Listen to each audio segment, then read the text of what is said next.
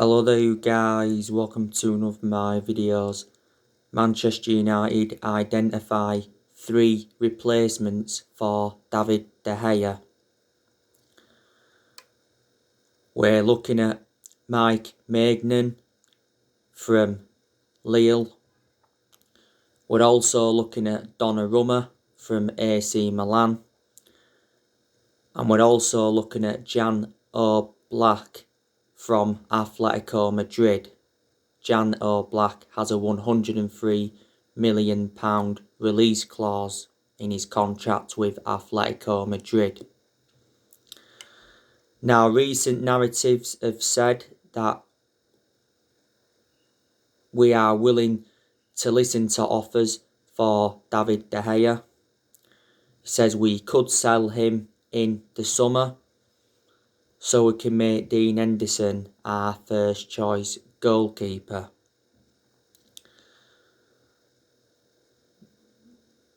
We sell De Gea in the summer. I think we can get from between 50 to 60 million pounds. De Gea is not available at the moment. He is out due to personal reasons.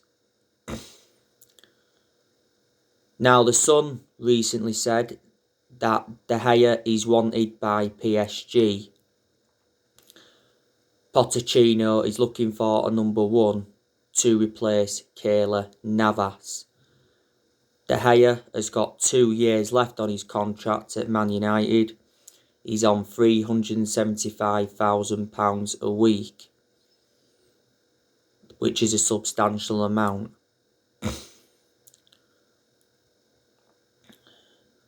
Solskjaer earlier on this season warned De Gea that his number 1 jersey is under threat.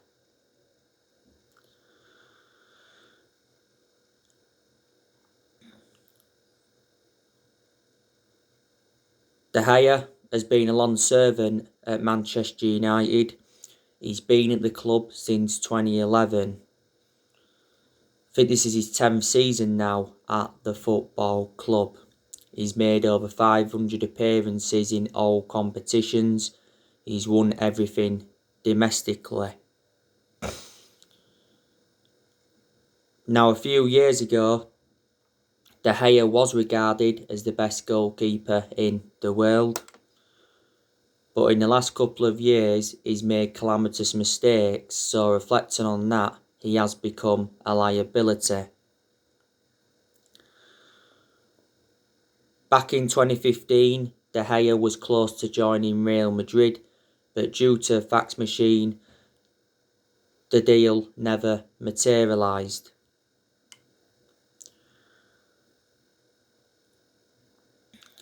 I think there's actually a good chance that De Gea will go back to Spain. Main explanations is because he was born in Spain, began his footballing career in Spain, his relatives are from Spain, his girlfriend's from Spain.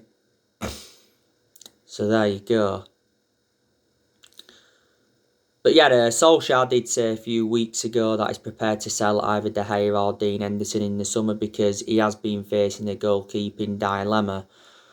I think Dean Henderson should be our number 1. Because he has got that experience behind him. He endured 2 successful loans with Sheffield United. And he's done really well in the games he's played in this season. Before the start of this season, he signed a 6-year contract with the club. Now, there was narratives coming out quite a few weeks ago saying that Dean Henderson had threatened to quit the club if he's not assured the number 1 role. He said we revealed our asking price and it was £40 million. Yeah, but Solskjaer admitted earlier on this season it's becoming more and more difficult to leave Dean Henderson out of the side.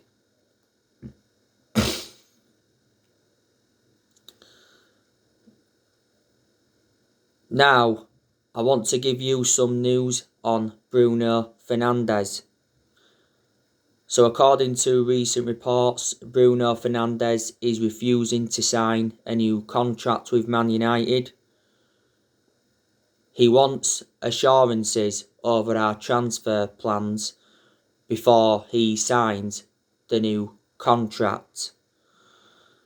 And Solskjaer, don't forget, sent a transfer warning to Man United fans saying we won't be very active in the summer transfer window due to the coronavirus pandemic. So could we lose Bruno Fernandes within the next 18 months? We have offered him £200,000 a week. It did say we was willing to double his wages, and I think it is a new 5-year contract.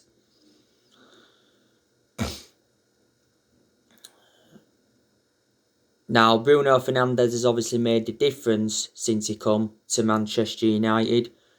You know, he is our best player and he's the best signing we've made since the Sir Alex Ferguson era.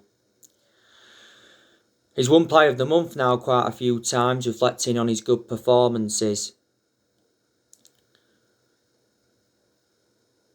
In most of his games, he's been very, very consistent at Man United, but there has been a few games where he has looked off the pace, and I think at some point he does need a rest. But earlier on this season, Fernandes denied that he needed a rest because he wants to help the club win trophies.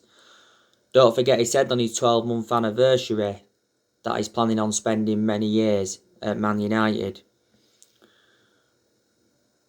Bruno Fernandes' current contract expires in 2025. There's an option to extend for a further 12 months.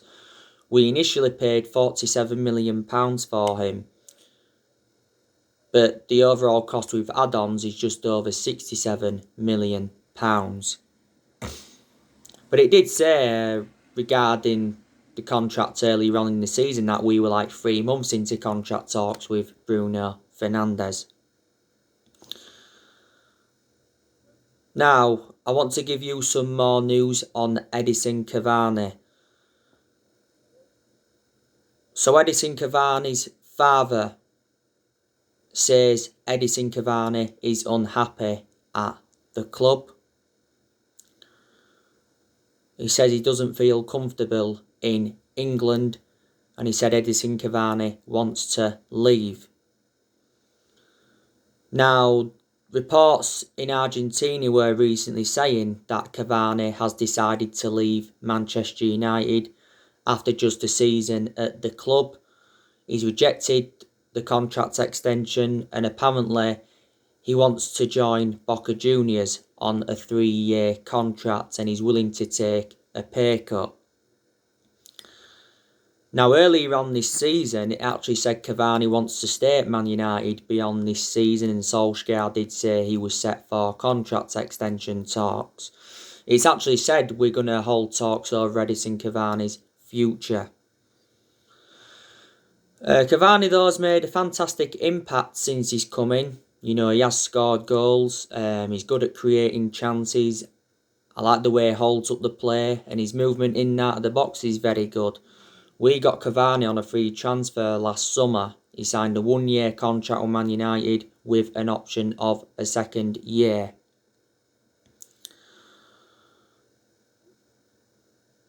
You know, I think Erling Haaland could replace Edinson Cavani in the summer transfer window because Erling Haaland is our number 1 transfer priority. But yeah, I think we're going to offload a few players in the summer transfer window. You know, I think there's a good chance that Juan Mata will leave the club because Juan Mata doesn't even get in the team. Solskjaer said earlier on this season he wasn't surprised that Juan Mata has been linked to a move away from the club. There's been 3 Italian clubs that have been interested in Juan Mata. Juan Mata's current contract expires in the summer, but there is an option to trigger his contract for a further year. Earlier on this season, Juan Mata rejected an $18 million a year contract offer to play in Saudi Arabia. Mata's had a good career at Man United. He's been at the club over 6 years.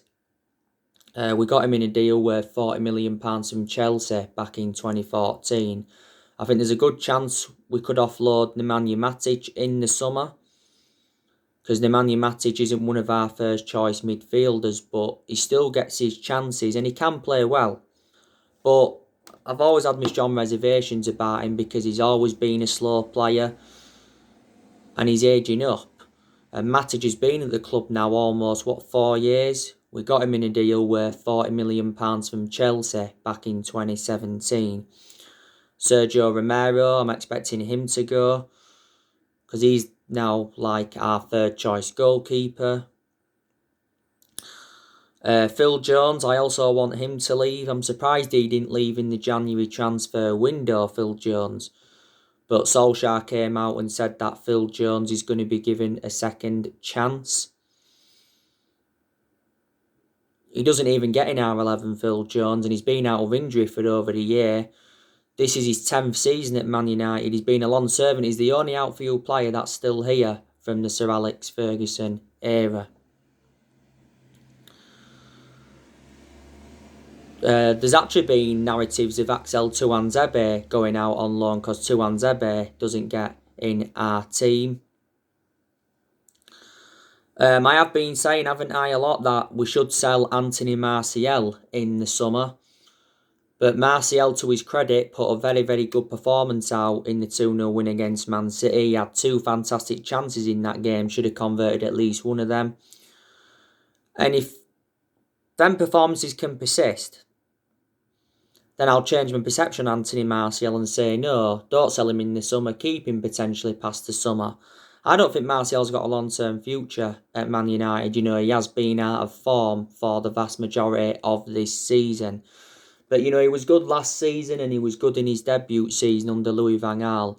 Martial has been at the club over 5 years now. Lindelof. I don't think he's good enough to represent Man United. I've been saying we should sell him in this summer transfer window. But he put a good performance out against Man City. And if he can persist them performances, then I'll change my perception on him. Say, keep him potentially past the summer. So the exact same thing of what I've just said regarding Anthony Martial.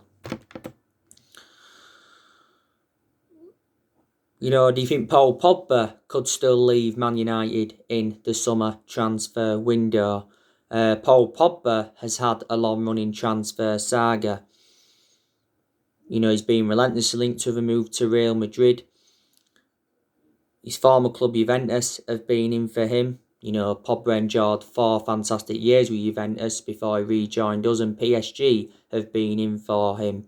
Said a few weeks ago we revealed our asking price. It was £100 million. We won't get 100 million anyway. I think if we sell Pogba in the summer, we'll get from between 60 to 70 million pounds.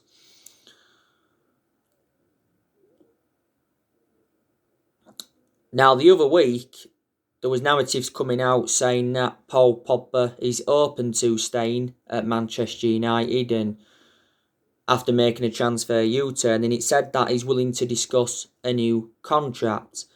Solskjaer suggested earlier on this season that Pogba could sign a new contract because Solskjaer revealed that Paul Pogba is happy at the club.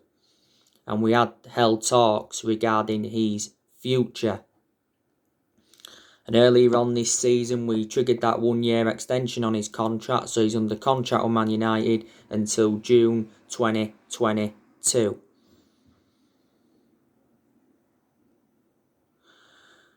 Now, Mini Oriola said earlier on this season that he's got no intentions of destabilising his client's season at Man United.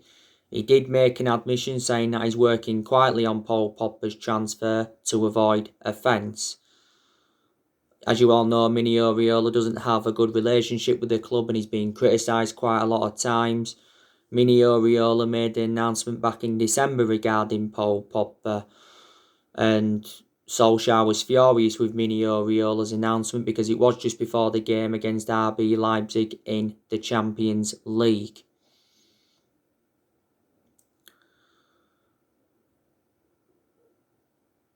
As it stands at the moment, Pogba's our most expensive signing because we paid £89 million for him. Obviously, he's not available at the moment because he's out with a thigh injury, and like I said, he has been a big miss because we do lack creativity in that midfield without Paul Pogba. We are too defensive. The last game Paul Pogba played was the 3-3 draw with Everton. He was out earlier on this season with an ankle injury, and he was out for the vast majority of last season with an ankle injury. Ole is hopeful that Paul Pogba will return before the March international break.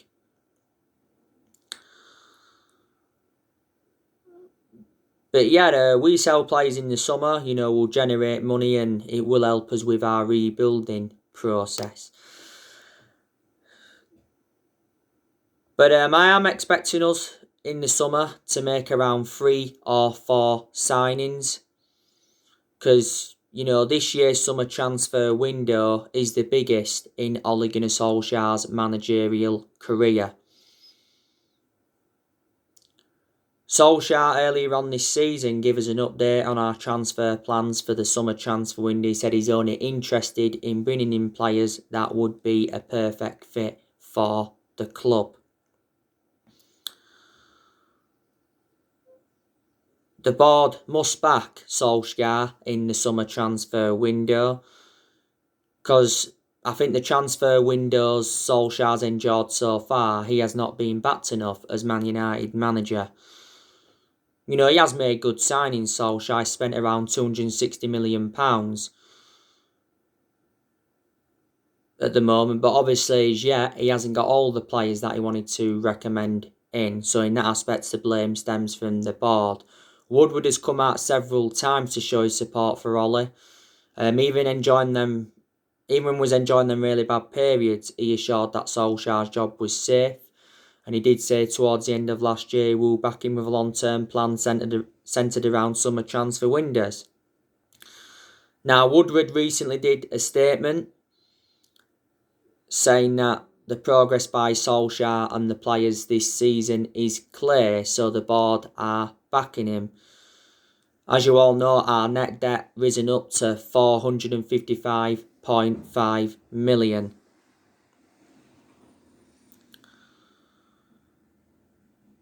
Ole's enjoyed 4 transfer windows as permanent Man United manager.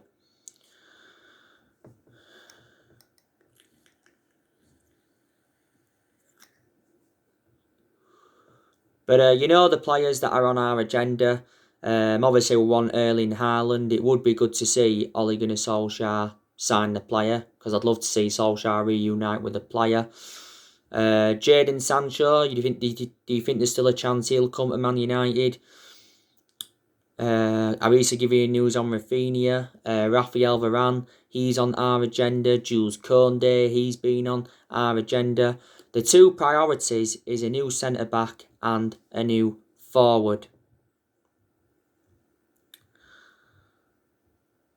So yeah.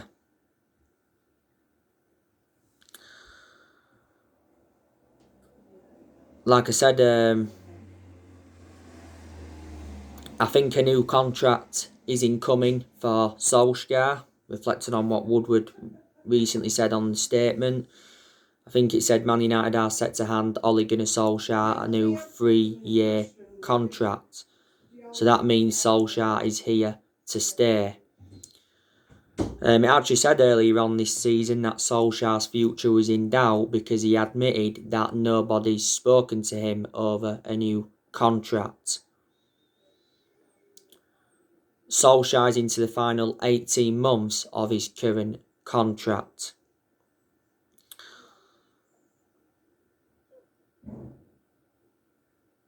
Obviously, there has been a lot of United fans that have been demanding Ole out of the club.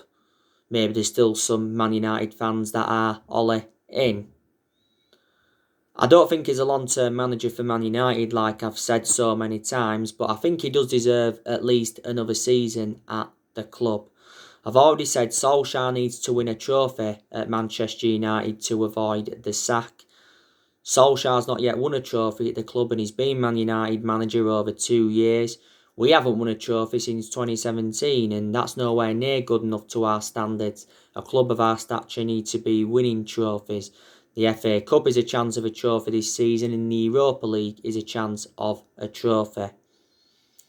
Obviously we know we're not going to win the Premier League. Man City are going to win that. They are 11 points in front of us. We did recently beat Man City 2-0, and that was a very, very good result, and it was also a very, very good performance by Man United. Obviously, it was goals from Bruno Fernandes from the penalty spot, and Luke Shaw scored. Should have been more than two. We ended Man City's 21 game winning run, and we are unbeaten away from home in 22 in the Premier League. Very, very good record. But Solskjaer did admit that we are still too far behind Man City to be in the title race. Top four is our aim now in the Premier League, and I can almost assure we will finish in that top four, reflecting on that very good win against Man City. It would be an absolute disaster if we finished out of the top four. Solskjaer can show tactical flexibility, and he did that definitely in the game against Man City. But there's been too many games where he's been tactically naive, especially in a lot of the big games. So he needs to show tactical flexibility persistently, because I did say, didn't I, one of my biggest concerns about Solskjaer is his decision making. Another one of my concerns about him, he hasn't got a proven pedigree as a manager. But reflecting now on he's been at Man United, he has gained some managerial experience. I think Man United is the third club in his managerial career, because before he was with us, he was at Molde.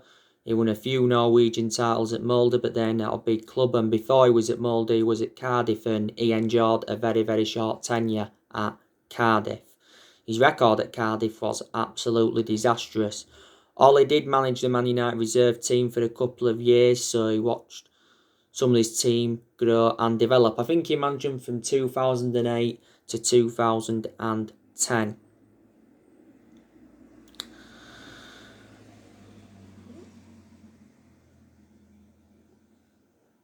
But our board have got a soft stance on Ollie with him being a club legend. Disregarding him being a club legend, the board would be a lot more ruthless on him. We've endured very bad periods under Ollie where you can turn around and say he was lucky not to be sacked. You know what I mean? But we've endured very good periods under him where there's been some games he's got the best out of the team. We've seen consistency. He's improved certain players. We appointed Solskjaer in December 2018 to replace Jose Mourinho. In Solskjaer's first 3 months, he was the interim manager. He did very, very well as interim manager, so the club decided to give him the job permanently in March 2019. A lot of United fans did say we give him the job too soon. Maybe we should have waited until the end of that season to decide or not whether to give him the job. But we've got to credit Solskjaer in quite a few aspects. We're second in the Premier League. At one point, he got us top of the Premier League for the first time in like 7.5 years. Or was it 8 years? That's obviously when we was in the title race. We're in the FA Cup quarter-finals. Will be a tough game against Leicester. We're in the Europa League last 16. Will be a tough game against AC Milan. We got to the EFL Cup semi-final this season. Lost to Man City 2-0. Solskjaer did well last season in his first full season. Guided us to 3 semi-finals, got us qualification for the Champions League and got us third. Made good signings since he's come in. Ollie's also got rid of a lot of the deadwood since he got recommended in.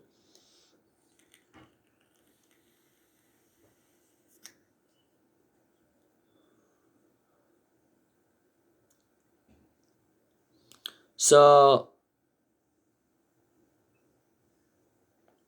you've got to credit him for that.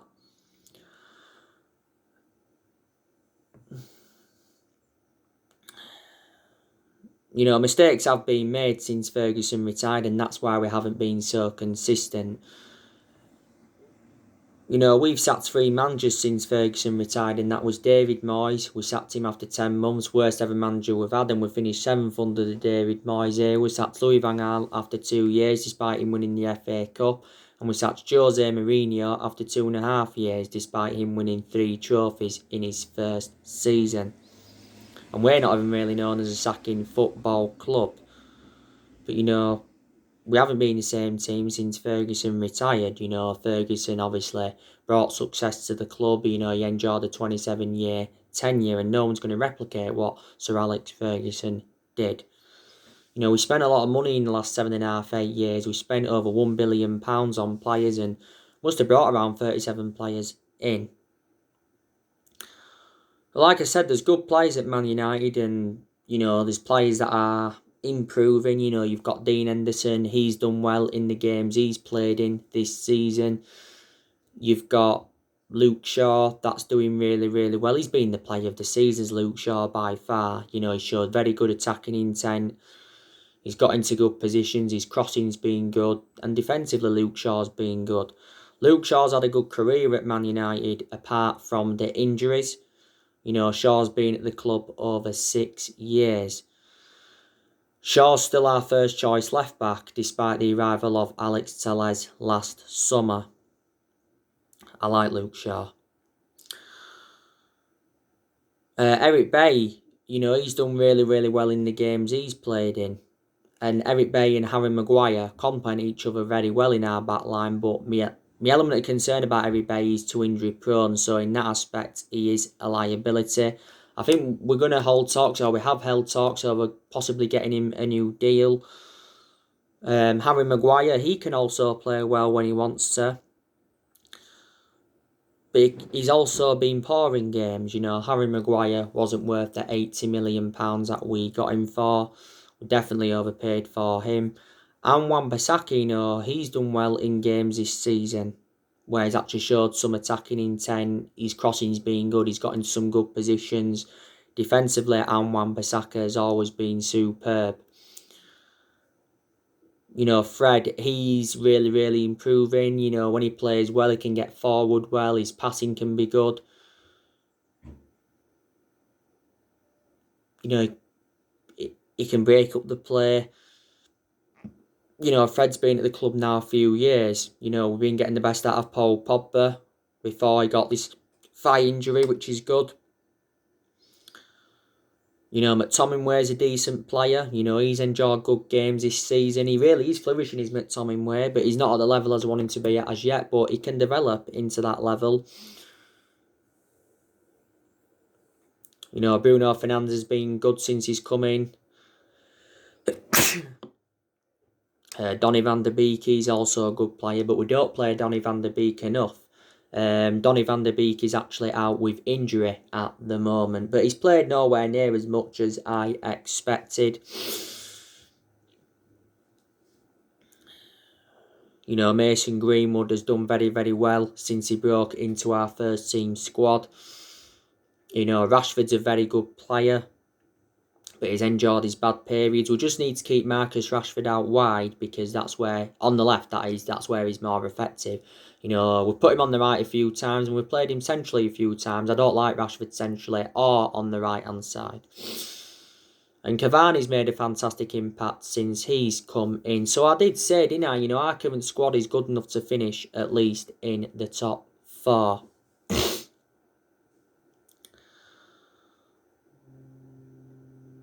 So there you go. On my next video, I will be giving you my predictions for our game against AC Milan in the Europa League. Will Ollie be doing his press conference today as well, I presume, so join me for that.